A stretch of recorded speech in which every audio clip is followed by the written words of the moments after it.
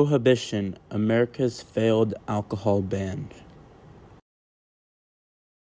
The 18th Amendment came nearly after 100 years of efforts to stop people from drinking too much alcohol. Early supporters wanted to reduce drinking and prevent the problems it caused, like violence and family troubles. At first, they tried to get people to drink less, hoping to eventually stop drinking completely. As time went on, groups like the Women's Christian Contemperate Union worked to ban alcohol. They believed drinking caused many social problems in the United States. These groups got churches and local leaders to support their cause. They argued that stopping alcohol would help with reduced crime, violence, and other social issues. By 1916, 23 states has already passed laws against alcohol. In 1917, Congress passed the amendment to ban making, moving, and selling alcohol. By 1919, enough states agreed to make it a law. Prohibition lasted from 1920 to 1933. However, banning alcohol did not work as planned. It led to more crimes, more illegal alcohol sales, and less money from alcohol taxes. People found ways around the laws, and organized crime groups started selling illegal alcohol. One group that contributed to the fruition of Prohibition was the Anti-Saloon League, ASL, who made the claims that establishments where alcohol were sold were actually unofficial lobby rooms for industry, and therefore breeding grounds for political corruption. After 1 year from the ratification of the 18th Amendment, the manufacture, sale, and transportation of alcohol and the importation of alcohol was banned in the United States, making any activity related to consumption, sale, or manufacturing of alcohol prohibited. On January 17, 1920, the 18th Amendment passed. The picture shown on the screen was taken on January 16, 1920, inside of a bar, where people are seen drinking their last bits of alcohol before midnight, where it would be illegal.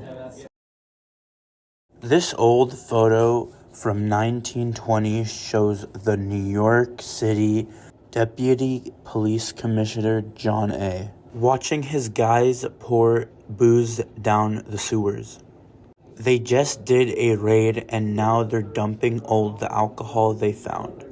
This picture really shows how serious they were about prohibition.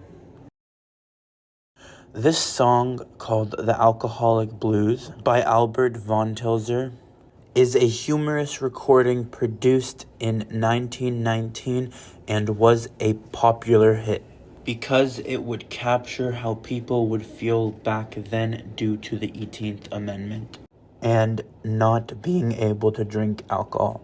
Here is a verse from the song, I've Got the Alcoholic Blues. No more beer, my heart to cheer. Goodbye, whiskey, you used to make me pretty.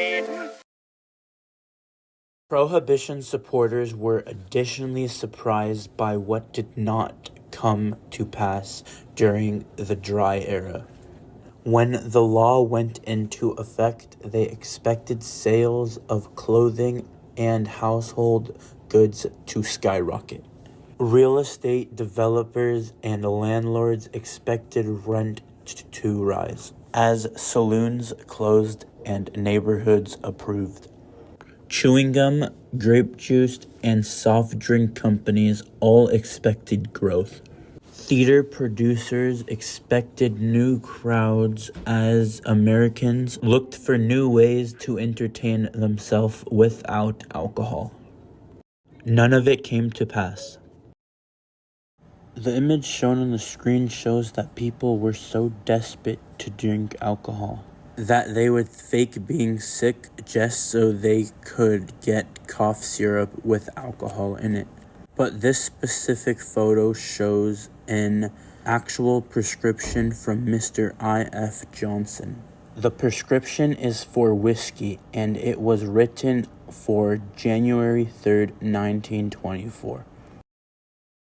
The most significant impact of the 18th Amendment was the sudden surge of illegal alcohol manufacturing, such as rum running, bootlegging, and moonshining. As alcohol production became more illicit, criminal organizations increased their involvement in it. The end of Prohibition. Prohibition ended because it did not work as planned.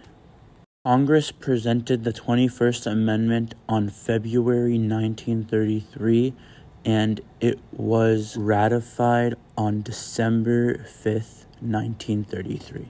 Repealing the 18th Amendment, this marked the end of the nationwide ban on the manufacturing, sale, and transportation of alcohol. Control of liquor laws went back to the states. 21st Amendment is the only one to repeal a previous amendment.